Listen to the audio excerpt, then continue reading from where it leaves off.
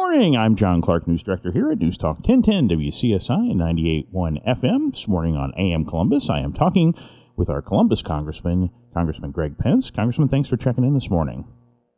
Hey, good morning, John. Thanks for having me. Well, and it sounds like over the weekend there was some movement to call the House back into session to at least hear some testimony having to do with the current Postal Service crisis. Any thoughts on whether you're headed back to D.C. soon? Well, John, you know I'm headed back. I haven't missed a meeting. I've got some pretty famous pictures out there of me sitting in a committee hearing all by myself, which is I always get a kick out of that because everybody else zoomed it in.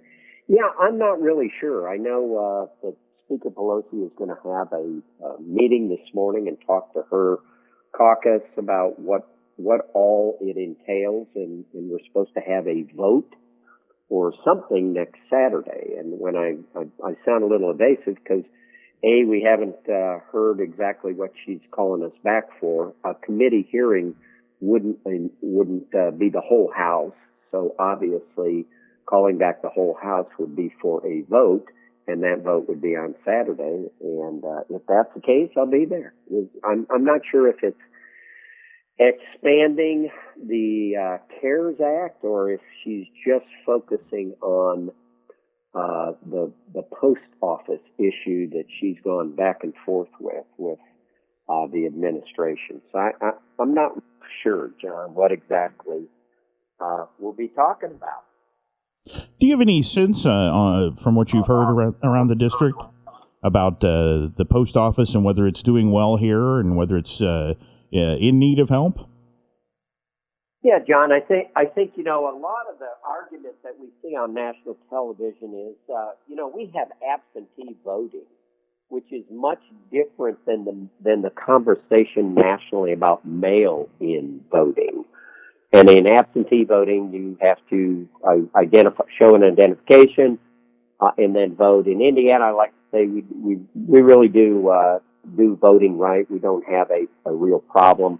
The mail-in voting that's getting talked about in different states and around the country is where they would mail out every registered voter a voting a vote card, if you will. But that doesn't apply here in Indiana. So there's not a lot of talk about it here as I've gone around.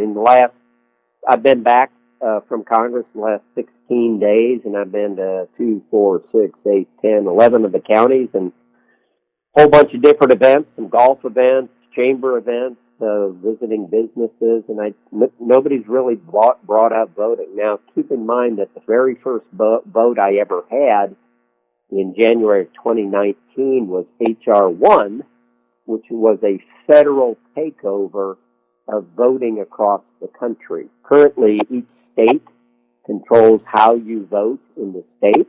That's why we don't have problems in Indiana. That bill, H.R. 1, wanted its nationalization of voting. It wanted same-day registration, no ID required, things that we disagree with here in Indiana. So this conversation really doesn't apply to Hoosiers. Well, as you're out and about in the district and talking to local business leaders and community leaders, any sense on how the pandemic is going and whether we need more of a relief package of some sort, or are we pretty good? John, we're, as far as I'd never use the term pretty good to talk about the pandemic. It is the crisis. However, the state of Indiana received $2.3 billion.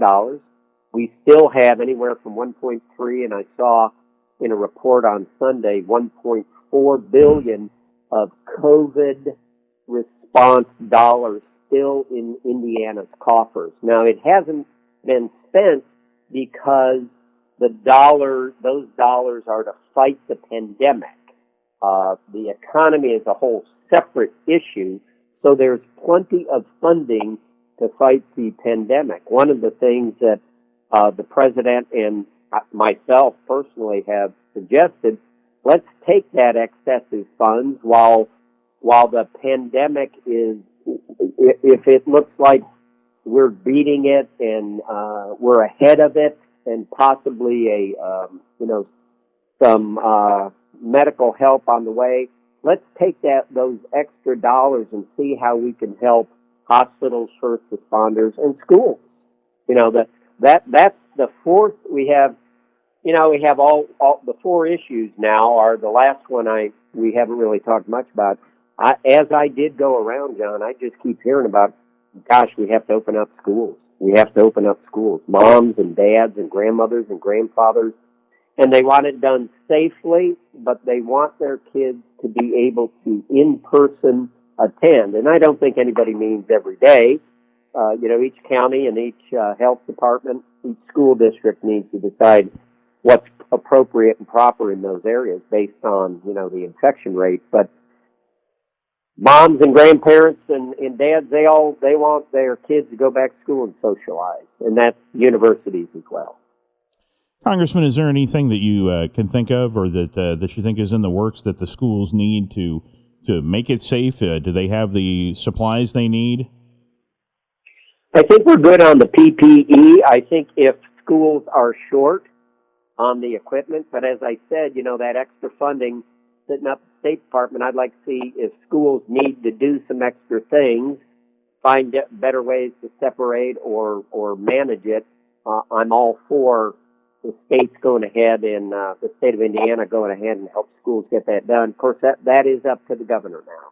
So the federal government gave the state the money to administer it as they see fit, and I think Governor Holcomb's done a great job, as Hoosiers typically do, right? Well, Congressman, as you're out and about in the district and encountering different folks, what's your sense on how people are maintaining the safety as far as COVID-19? Are you feeling comfortable as you're out there? Yeah, John, I am. I think it's really good. When I'm in D.C., it's literally a ghost town, and maybe that's a good thing. We don't want government coming up with more and more regulations. But when I'm here, people are, I went to a local hardware store yesterday, and, there's X's on the floor, and I got in line like everybody else, and I wore my mask in and out. And, I think we're all doing the right thing.